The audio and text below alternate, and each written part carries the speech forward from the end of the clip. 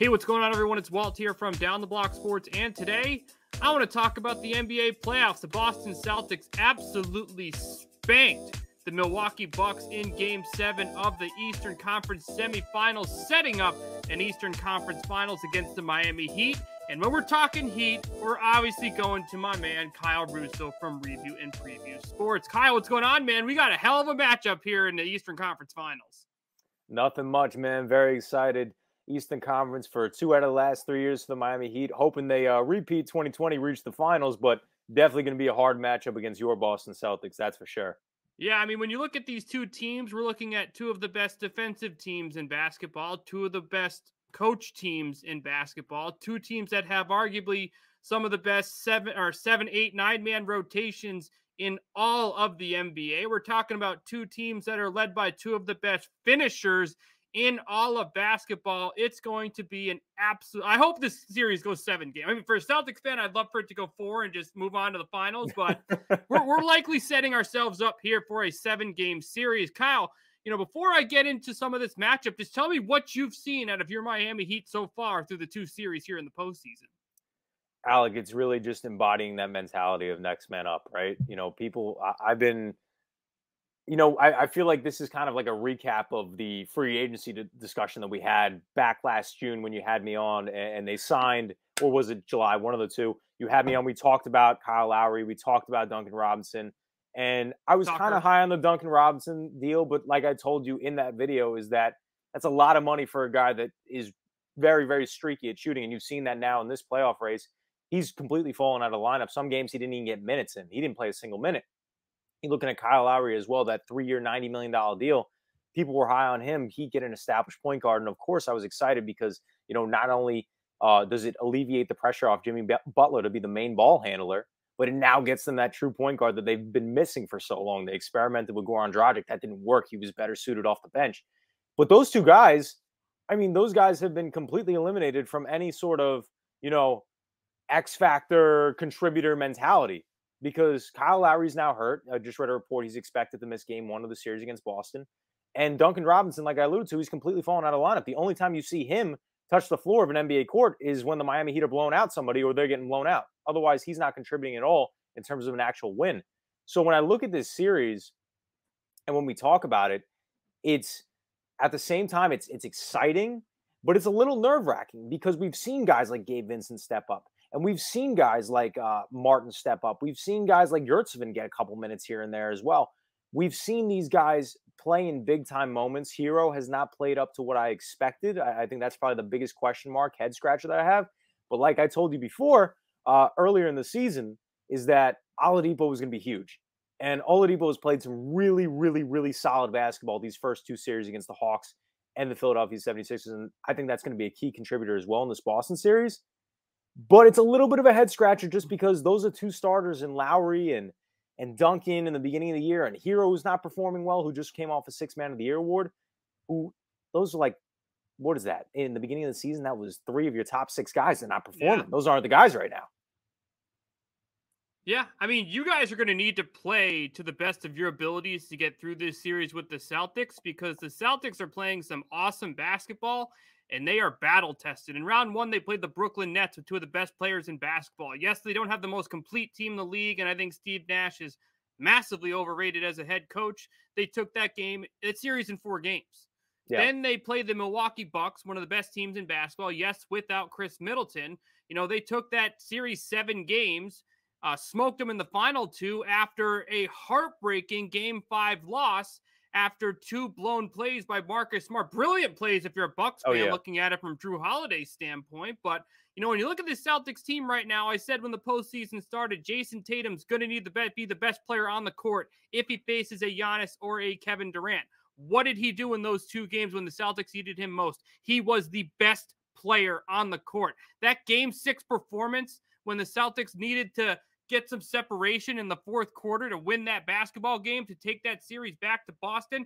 That was probably the best version of Jayson Tatum I have ever seen in a playoff game. He showed up. He made pretty much every single shot that he took from the 3rd quarter into the 4th quarter. It was absolutely spectacular. And, you look at Jaylen Brown. He's performing well for the Celtics. Marcus Smart played excellent defensively and just overall as an energy player in the final 2 games. Al Horford won them a game in this series. Grant Williams, the 2 X factors, in my opinion, for the Celtics, played well in this series. The only flaw is with Robert Williams, who unfortunately is dealing with an injury right now. But Kyle, the Celtics are playing some awesome basketball right now. They've beaten 2 very good teams. Yes, I understand the Brooklyn series was in 4, but they were still able to get past 2 very experienced star players. But I am extremely impressed with what I'm seeing by the Celtics right now. If you were to tell me 2-3 months ago that this team would be going to the Eastern Conference Finals, I don't know if I would have believed you. Now, yes, the Chris Middleton injury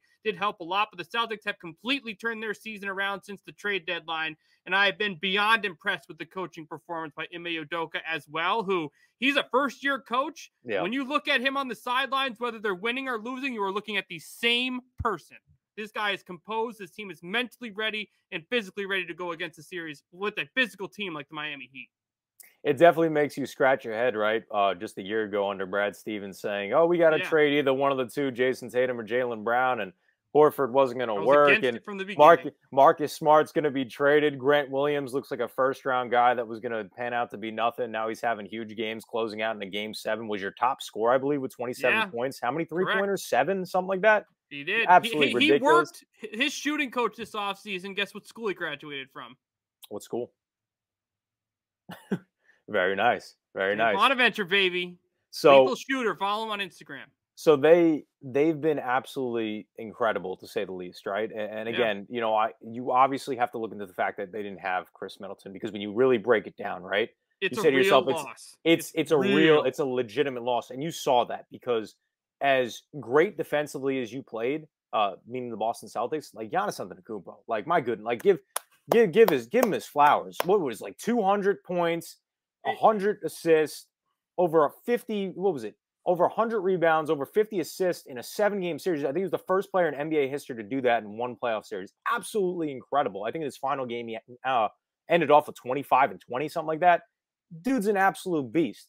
But not having Middleton, the amount of times, especially because, Alec, when you watch the Boston series, something that I noted highly and something that I picked up from when the Heat played the Milwaukee Bucks back in 2020 when they beat them in the bubble, is that if you trap him in the paint, he either is going to force up an ugly shot, which sometimes, because Giannis is just that good, it goes in, or he's going to look to pass out. He didn't have anybody to pass out to, and that was Chris Middleton's spot.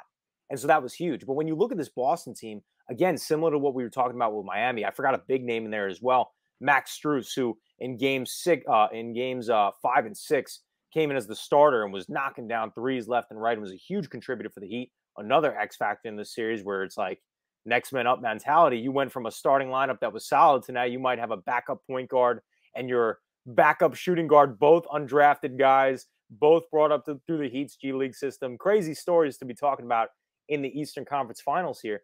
But when it comes to the Boston Celtics, similar type story, right? Derek White turning things around midway through the season. Grant Williams turning things around. You see Peyton Pritchard getting a little bit of love from the Celtics fans after his rookie season last year didn't go as planned, at least towards the second half of the year.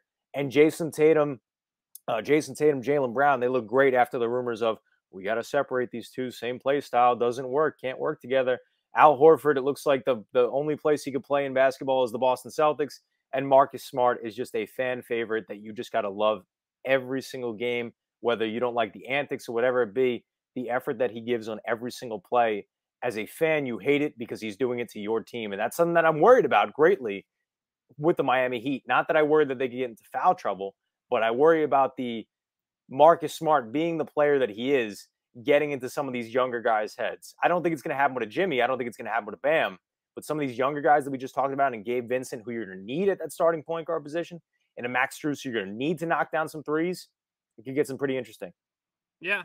Well, three-point shooting is going to be huge in this series because, you saw it in the Celtics series against the Bucks. The Celtics took a ton of threes. Now, we have heard that Budenholzer's defense does allow a lot of shots because, going through a 7-game series, there's no guarantee you shoot at a high percentage every game. And there's such a quality rebounding team that they're able to turn those missed shots into possessions on their end. But, when I look at this Celtics team, one of my keys to this series is playing the paint. And that's why Robert Williams is going to be huge depending on his health because, when you watch that Celtics series, Brook Lopez and Bobby Portis stood out. Yeah. They were getting offensive rebounds. They were ending Celtics possession. Specifically, when we had that missed free throw by Giannis in Game 5, that was tipped in by Bobby Portis. The Celtics, yes, they did lose some size with the injury to Williams. And, sometimes on possessions, they had Al Horford, who was playing the 5, but guarding Giannis because he was a quality defender, and it put a smaller guy on the 5. That's not going to happen when you play the Heat just based on the way the Heat play. But, there were a lot of possessions where the Celtics weren't boxing out. There were a lot of possessions where they were allowing Milwaukee to stay, keep the possession going on their end. And when I look at the Celtics going into the Heat, no disrespect to Portis or Lopez, but Bam Adebayo is a hell of a lot better. And if you don't box him out, and if you don't, end possessions for the Heat, that's going to kill you when it comes to games that are decided by 2 or 3 points. Well, not just Bam Adebayo too, but don't forget, we keep on talking about key contributors, and I know that when he was signed last offseason, I fed into the hype, but you're actually, like, in watching it be on a team that you love, idolize, you're actually seeing it firsthand with your own 2 eyes versus him being on a Milwaukee Bucks team last year. PJ Tucker, yeah, my good, like, you're talking about good. you're talking about the boxing out factor of, Bam Adebayo in that series just being as great as he is, being able to do that. When he wasn't succeeding in the paint with Embiid, who was the guy underneath the basket being a pest, getting offensive rebound after offensive rebound, boxing out a Joel Embiid, PJ Tucker in the paint? That's going to be so huge in this series because the Heat are also a team that flourish off of their second chance opportunities. They're one of the better teams in the NBA doing so, and that's why they were as successful as they were, even when they weren't knocking down shots. Because granted, Alec, really, with the exception of Jimmy Butler, there was no star-studded offensive performer in any of these games, again, with the exception of Jimmy Butler, because Jimmy's just become that dude. He's that guy. What do you need me to do? He's going to do it. Bam, when Joel Embiid came back, was basically, at least on the stat sheet, a non-factor. PJ Tucker had a couple nice games, like I told you about Tyler Herro, after having a great series against the Hawks and having a great game 1 against the Philadelphia 76ers. Kind of fell apart a little bit, averaging in the low 10s, 11s point-wise after a guy takes the most shots on the team, Alec, per game in Tyler Herro, only putting in 11 points. You don't have Duncan anymore, completely falling out of the lineup, so you're relying on a Tyler Herro, you're relying on a Max Strus to knock down shots. That's where, for me, when you look at it, I think that's really what scares me the most about this Boston team, is that for at least me looking on the outside, right? I think what you're going to get pretty much from every single Boston player, right? I think that you're going to get stellar performance from both the Jaylen Brown and Jayson Tatum, right? I think that. I know Al Horford, he's going to be solid in whatever role that he has. Marcus Smart, he might not be filling up the stat sheet, but he's going to be a pest. You got guys like Derek White, who are going to be solid contributors. Grant Williams, who now you see the ability when you give him the opportunity to shoot the basketball, he's going to be pretty successful. With the Miami Heat, really outside of Jimmy, I'm looking all around and I'm saying, well, where are these points coming from? Because I'm not seeing it from Bam, and I get he was playing up against the Joel Embiid. I didn't see it from Tyler. Duncan's out of the lineup. Didn't see it from Gabe Vincent. Saw it a game from Max Strus. So where's it coming from? And that's when I look at the series, I'm like, I love my Heat, but I'll be dead honest with you. Again, I wasn't favoring either of these matchups in terms of the Heat. I'm still going to roll with them as my pick, but Boston's going to be tough, man. Especially look at the regular season series. I don't know if you've looked at it. The Heat got absolutely obliterated in the games that they lost to the Celtics. I think one, the Celtics held them in the beginning of the season to 70 points, and the other one, they lost by 30 points, the Heat did. The Boston Celtics won the season series matchup 2-1. The Heat won the final game, last game of March, I believe it was, for the Heat. But when Boston has their things going their way defensively and offensively, the Heat struggled bad, very bad. They weren't able to come out of it. Yeah, the Celtics are also coming off of a huge win, have momentum on their side. They're playing excellent on both ends of the court, but the Heat are going to be a grind. We've seen it before. They grind the game out. Jimmy Butler can finish. It's going to be one hell of a matchup. One thing that impressed me the most, I talk about Tatum all the time, how he took over games. There were so many situations where even with a hand in his face, he was knocking down shots. So Obviously containing a Jimmy Butler, like you've mentioned, all Yeah. those other question marks outside of Jimmy. For you guys, it's containing Jayson Tatum. Just talk about from a defensive standpoint the type of looks you can throw at the Celtic star player. So I think that obviously something that's going to work and something that's going to be implemented is you're going to look to trap either Jayson Tatum or Jaylen Brown or maybe even both, and you're going to force some of these other contributors, right? You're going to force Marcus Smart into a situation where he's going to have to become a shooter, right? And we saw the Heat even do that again just 2 years prior, Alec, if you remember, in the Eastern Conference in the bubble, because that was the last time they actually faced off against each other in the Eastern Conference Finals. And there was a game I remember notably because I thought it was funny. Marcus Smart is there shooting at the 3-point line. I think he took like 13 3-pointers from the 3-point line. And as you know, Alec, as much as you may love Marcus Smart, that's not a recipe for success in terms of you Nope. winning the basketball game. They're going to have to go to that same regimen. They're going to have to figure out a way. I think that athletically, Bam Adebayo is way better than a Al Horford, but Al Horford has a little bit more size, as Bam Adebayo is only 6'9". Al Horford, I believe, is 7 feet tall. So they're going to have to work with that. But in terms of Tatum and in terms of Brown, it's going to be a similar system of just trapping them, right? Try to get yourself around fouling them as best possibility, because that's something that you're also seeing with the elevation of their stardom. They're getting some more foul calls that you didn't see them getting just a couple years back, but that's with great play and excellence. That's what comes with.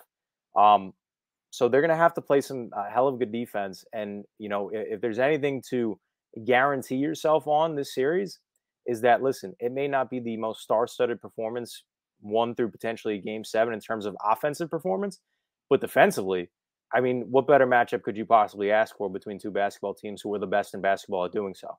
Yeah, I mean, when you look at the Celtics going up against a Jimmy Butler, obviously the Celtics are battle tested after going up against Giannis, but obviously Giannis drives a hell of a lot more than Butler, and Butler shoots a hell of a lot more than Giannis. So we're Yeah, looking at two complete different players. Plus, when you're going up a guy like Giannis, he's a big guy. He's 6'11". There yeah, were times where Al Horford would switch onto Giannis. I don't expect Al Horford to really switch off of Jimmy Butler. When I look at guarding Jimmy Butler, the four names that pop in my mind are Marcus Smart, Jaylen Brown, Jayson Tatum, Grant Williams. yeah. And those are 4 of the better defensive players on the team. When you watch the Celtics, when they matched up against, Giannis, he had different looks all game. And so I expect that to be the same. I think perimeter defense is going to be huge because of how much better Jimmy is behind the perimeter than Giannis. But like you mentioned it before, man, like you talked about the Celtics, you're trapping the 2 stars and letting everyone else do the work. If you guys don't have a Tyler Herro knocking down shots, no Kyle Lowry, I feel like if you're the Celtics, you have to go with that same game plan as well. So then it's going to be a hell of a battle. Yeah. I expect the Celtics to come out focused. The last time these two teams played, it was, the star players were still on these two teams, but the Celtics were a hell of a lot younger, not nearly as physical, and not nearly as mature mentally. So hopefully the Celtics can use that to their advantage and take a tough series. They're going to need to be strong all over the court if they want to beat the Miami Heat. Kyle, this player needs to do well for the Heat to win this series. Who is it? It's Tyler Herro. It's got to be Tyler. I Because felt you like were going that way. we've alluded to, if Jimmy Butler's getting trapped, which you expect him to be, he'll still have his numbers. He'll still have probably 20 plus per game. But it's got to be Tyler, because he's right now, in terms of perimeter shooting, he's the best perimeter shooter left. Like I said, Duncan is out of the lineup completely. So you have no perimeter shooting right now. You have Tyler Herro and you have Max Strus. That's it. Gabe Vincent can maybe pull up. You see Jimmy take a couple threes, but he's not an accurate 3-point shooter. PJ Tucker is a good 3-point shooter, but only from 1 point on the court, and that's all the way in the corner of the 3-point line. Otherwise, he's not a very versatile 3-point shooter. So if you're not getting any production out of Tyler, you're not going to be able to win these games like you saw them winning against the Hawks. You're not going to be able to see them winning games like you saw them winning against the Sixers, especially because, again, what favored for them is that they played so well defensively. And I mean, well, Alec. I mean, you saw what they did to Trae Young. They obliterated him. And you saw what they did to James Harden, holding him to 8 field goals in a basketball contest. I don't know if you watched the second half of the Miami Heat game, that game 6, but Shake Milton, Alec, was the stud of the second half for the Philadelphia 76ers. That's how well defensively they played, not only on Harden, not only on Embiid, but Maxey as well. I don't know if they're going to be able to do the same thing, not just compete defensively, but then put up the offensive numbers that the Celtics will be able to put up themselves. For me, it's Smart. And Yeah. it's obvious. Look what happened in game 5, 6, and 7. The end of the game was a disaster. Yeah. He took responsibility on that right before Drew Holiday picked it when the ball should have been going to Jayson Tatum. Look at go back even further, the win against the Nets. Old Marcus Smart would have shot that 3. What did Marcus Smart do? He passed Smart. it to Tatum before the spin and laid it in for the game-winning play. Smart played great defensively. I think he had 9 assists in game 7. We need Smart to play like Marcus Smart. I mean, you mentioned it before. You want him taking 13 threes. I don't want him taking 13 threes. If he's taking 13 threes, that is a huge problem. Now, he can make threes. I think his three-point shooting is a lot better. But when you ask him to be an offensive-minded point guard, when you have Jaylen Brown and Jayson Tatum, that's not exactly the best version of Marcus Smart. In a physical series, in a defensive-oriented series, in a series where he needs to play elite defense on the perimeter, play elite defense on Jimmy Butler, the Celtics need the best version of Marcus Smart if they want to win the series. Now, the X factor for both our teams are obvious. Yours is Kyle Lowry. Ours is Robert Williams, because both of them are injured. Yeah. You look at the Celtics going up against Bam Adebayo, it'd be great to have a presence like Robert Williams. You look at, an experienced guard who can score on his own and he has experience winning a championship, Kyle Lowry. Those are 2 major question marks that we need to keep an eye on throughout this entire series. But Kyle, before I let you go, I'm not even going to ask you who you think is going to win. How many games are you picking?